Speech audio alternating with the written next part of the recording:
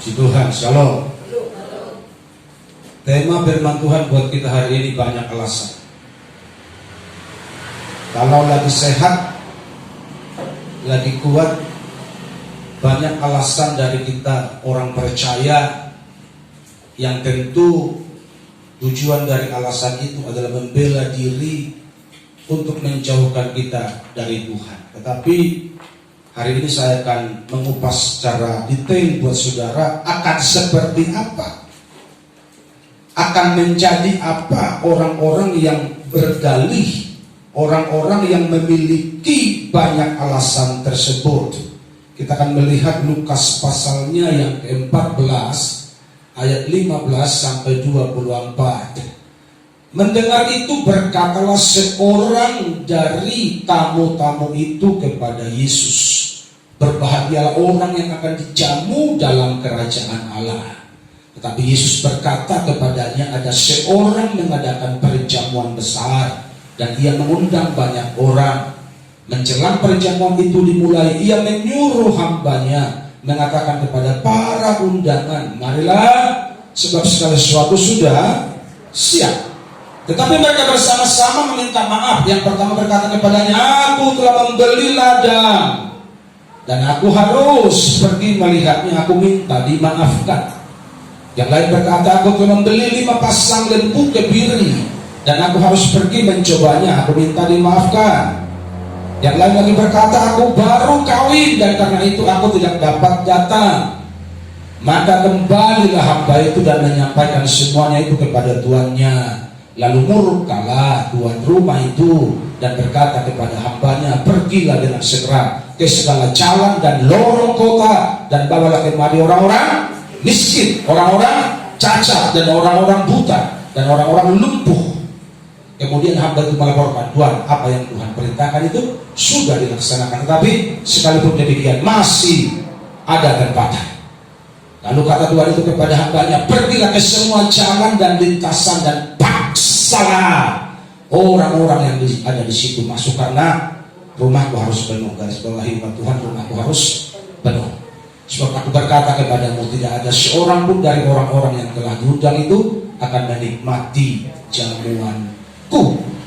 Yang berbahagia adalah saudara yang mendengar firman Tuhan dan yang melakukannya dalam kehidupannya hari lepas hari. Banyak alasan, dan alasan itu sudah diutarakan di ayat di perikop yang baru kita baca itu.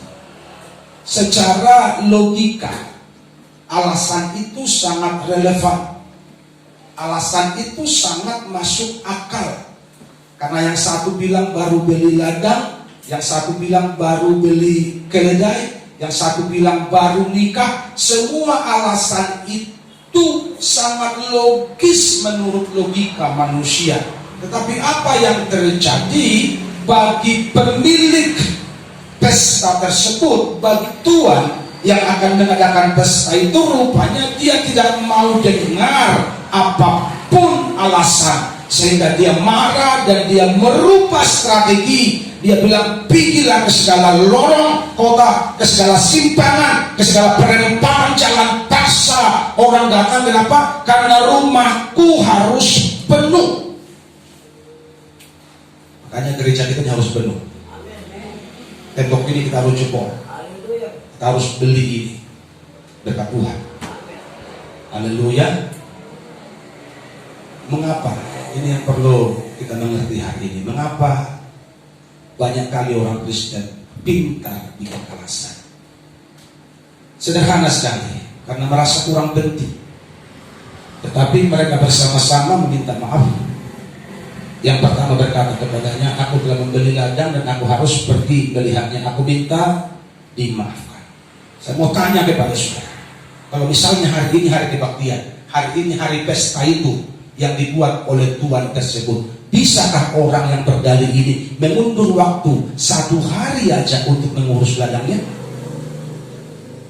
Bisa apa tidak? Sangat bisa kan? Sama seperti orang mau gereja, bisakah hari Senin kerja? Memang hari Senin hari kerja. Hodok beko hari Minggu di hari kerja. Tak dong di kalender hari Minggu hari kerja kan? Hari Minggu tanggal merah kan? Jemaat Hari Minggu tanggal merah, tanggal hitam? Tanggal merah. Tetapi banyak orang melanggar. Padahal lampu merah itu kan tidak boleh dilanggar, no? Dilanggar lampu merah berbahaya. Tapi sudah terserah mereka lagi. Alasan itu hanya dibuat untuk menutupi kepentingannya. Dan kesimpulan dari alasan itu, mengapa dia membuatnya? Karena dia merasa undangan itu kurang penting. Dia merasa undangan dari Tuhan ini kurang penting, sehingga baginya lebih penting untuk mengurus ladang yang baru dibeli. Pertanyaan saya buat jemaat, pertemuanmu dengan Tuhan seberapa penting di hidupmu? Engkau merasa sangat penting bersekutu dengan Tuhan, engkau pasti berlomba-lomba datang ke gereja. Haleluya. Engkau pasti semangat datang mencari Tuhan dan tidak mau terlambat. Kenapa? Karena pertemuan dengan Tuhan lebih dari segala-galanya. Tapi kalau merasa kurang penting, ini yang bisa membuat engkau 2 hari setahun, 3 hari setahun, syukur-syukur kau batali setahun. Kenapa? Karena merasa dengan Tuhan pertemuan itu kurang penting. Tapi pengen diberkati, pengen masuk surga, pengen anak-anak sukses, tapi jauh dari Tuhan, nggak ada rumusnya.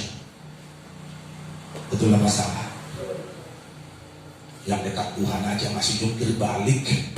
Lu yang jauh dari Tuhan berharap yang baik dari Tuhan, impossible. Haleluya. Jika kita merasa penting pertemuan dengan Tuhan, maka kita akan meninggalkan semua alasan. Amin. Sudahkah alasan sidalian, mau alasan pesta, alasan panen, alasan mamuro, alasan arisan, alasan namatea pelaho, sudah alasan disingkirkan dulu. Nah, pada jodoh, ikut berjumpa doa Tuhan Yesus. Yang setuju kata kanan. Haleluya. Mengurus keluarga, nanti pulang ibadah. Mengurus namate, nanti pulang ibadah. Mewarisan, nanti pulang ibadah. Jangan buat jam persekutuanmu dengan Tuhan mengurus yang lain. Itu bukti engkau merasa bahwa persekutuan, perjumpaan dengan Tuhan kurang penting, sehingga kau dahulukan yang lain. Alamul marende, ku mau cinta Yesus selamanya. Kalau dihatai. Haleluya, cinta yang begitu ya. Ada yang ngaku ya. Meskipun badai silih berganti, orang roh keluarga dan badai, baru keluarga roh dan badai juga. Kalau pamilya roh, nggak malas ke gereja. Kalau nggak ada kepel, nggak malas ke gereja.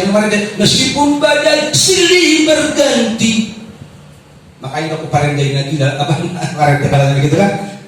Haleluya. Jadi tidak ada alasan yang relevan, alasan yang penting. Tidak ada itu kalau kita merasa bahwa perjumpaan dengan Tuhan nomor 1. Saudara percaya perjumpaanmu dengan Tuhan nomor 1 di hidupmu? Haleluya. Kalau engkau merasakan itu, engkau harus terus mengutamakan Tuhan di hidupmu. Amin. Mengutamakan persekutuan dengan Tuhan di hidupmu. Setiap hari engkau akan beri waktu khusus berjumpa dengan Tuhan. Haleluya. Itu kalau kita merasa bahwa perjumpaan dengan Tuhan itu nomor 1. Tentu ini akan dibuktikan lewat praktek kehidupan. Kenapa? Yang bertuhan itu bukan cuma nyanyi. Karena yang bertuhan itu bukan cuma datang duduk diam dengar firman Tuhan. Yang bertuhan itu adalah engkau menjadi pelaku dari kebenaran Tuhan setiap hari. Itu warna baru bertuhan. Haleluya. Kalau cuma nyanyinya, siapapun bisa nyanyi. Sekalipun batinku dan hatiku habis lenyap, gunung batuku coba pakai sini. Saat apa ke gereja? Allah bilang, dan bagianku tetaplah Allah. Untuk kesimpulannya ini bisa besar. Itulah masalah. Cinta yang begitu ya. Di sini kan ada yang kasih udah tahan banting cuma karena tiap minggu udah banting di sini kan. Tiap minggu udah banting ya tahan banting lah. Jadi bertuhan itu bukan cuma liturgi saja, marende, hundul, berdiri, kasih persembahan pulang, dan ini nama Tuhan. Nama Tuhan ini molung hidupmu mengulahon nakama, nature, nadenggan dijoloni Tuhan setiap hari. Itu baru bertuhan. Makanya dokon mertua manong BGH tadi dibata jalan nau peopsa yang merenungkannya siang dan malam, dan setelah itu diaplikasikan lewat praktek kehidupan. Dan mulut manis maka ai bersaksi sama orang ale parange yang mesti tiruon. Itu bukan bertuhan, itu sedang bersandiwara. Bertuhan itu kusuruh kamu bertobat, aku dulu harus bertobat. Itu baru bertuhan yang betul. Haleluya. Tapi kalau aku suruh kau bertobat, aku tidak bertobat, aku sedang main sinetron atau main drakor. Aku ambil peran orang baik, padahal aku penjahat. Kira-kira begitu. Kalau anak Tuhan itu tidak boleh begitu. Anak Tuhan itu di depan, di belakang sama, di luar, di bagas sama, itu anak Tuhan. Amin. Itu baru. Kalau engkau undang orang, ayo ke pesta. Di mana pestanya di GBI kasih karunia? Ayo kata orang, penuhlah rumah ini. Amin. Tapi kalau kita tidak betul dilihat, kita ajak orang kau aja tidak betul kulihat hidupmu. Ajak kau. Haleluya. Seberapa penting perjumpaanmu dengan Tuhan, itu akan terlihat dari responmu, dari reaksimu setiap ibadah, setiap hari, setiap minggu. Bagi orang-orang yang merasa bahwa persekutuan dengan Tuhan itu penting, dia akan memiliki semangat terus untuk mencari Tuhan dan tidak pernah membuat satu alasan apapun. Kenapa? Yang terutama di dalam hidup ini meninggikan nama Yesus. Katakan amin. Itu diaplikasikan dalam perbuatan. Haleluya, haleluya, saya cinta Yesus. Orang yang cinta Tuhan Yesus rajin duduk di dekat Dia. Enggak ada yang amin. Orang yang cinta Tuhan Yesus rajin duduk di dekat Dia. Haleluya. Jadi tengok kalau masih ada kursi kosong di sampingmu, minggu depan ajak keluargamu. Yang masih cuma istri di sini, minggu depan ajak suamimu. Nah kalau tumpang tangan dulu nih, masuk ke gereja. Haleluya. Karena rumah Tuhan ini harus penuh. Makanya Tuhan bilang dipaksain. Haleluya. Itu dipaksa masih bagus bahasanya. Kalau dipaksa model sekarang kayak mana Pak Pendeta? Ditunjangi dulu sama Tuhan. Dibaik ko pengkor, dibaik ko stroke, dibaik ko ng koy meret. Di macara na mamaksa. Habis itu Tuhan, tolong mo Tuhan. Lang aja lo pengkor ho.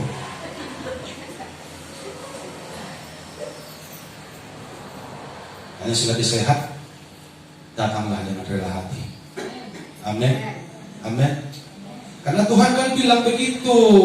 Wahyu 3 ayat 19, anak yang kukasihi itu kutegur dan ya baik. Anak yang kukasihi kutegur dan kuhajar atau kuajar. Coba lihat Bapak Jajan biar jelas. Wahyu 3:19, kuajar atau kuhajar itu beda. Dihajar tuh? Saudara setuju dihajar? Bukan diajari kan? Kalau diajari sama dihajar, ibu-ibu paling ngerti gitu kan? Mau diajar, anakku sada tambah sada 2. Itu namanya diajar. Kalau dihajar, sada tambah sada 2 dan bohong. Kan begitu? Maka jangan sampai roh Tuhan, nanggung Tuhan aja, pingsan. Kalau minggu di rumah sakit. Jam kali ya. Tidak bilang loh. Ku hajar kan katanya. Siapa yang menghajar? Tuhan. Bukan diajar. Kalau diajar 2 tambah 2. Oh pak. Tunggu dulu. Inna budi. Buat teman menghajar kan? Sabar. Ane kalau menghajar. Buat dulu. Pak. Putus. Saudara mau diajar atau dihajar? Dua-duanya. Betul begitu kan? Kalau diajar sudah nggak mau, dihajar. Kayak mana caranya mengajak saudara? Lewat saya gembalamu. Kuajari kau tiap minggu di sini. Kalau bandel kau, tunggulah nanti dihajar kau semua. Saya bukan mengancam, saya menyampaikan kebenaran loh. Habis diajar dulu masuk bandel, bandel macam makbin na Tuhan, nak putus Tuhan, pak, nak putus. Haleluya. Jangan sampai lah ya. Makanya khotbah minggu kemarin kan dikasih waktu setahun lagi kan. Asu digali dulu, diperbaiki, kasih pupuk. Makanya perlu gembala yang sabar. Sini yang membuktikan Tuhan, AGP badung-badung jematon, sabar.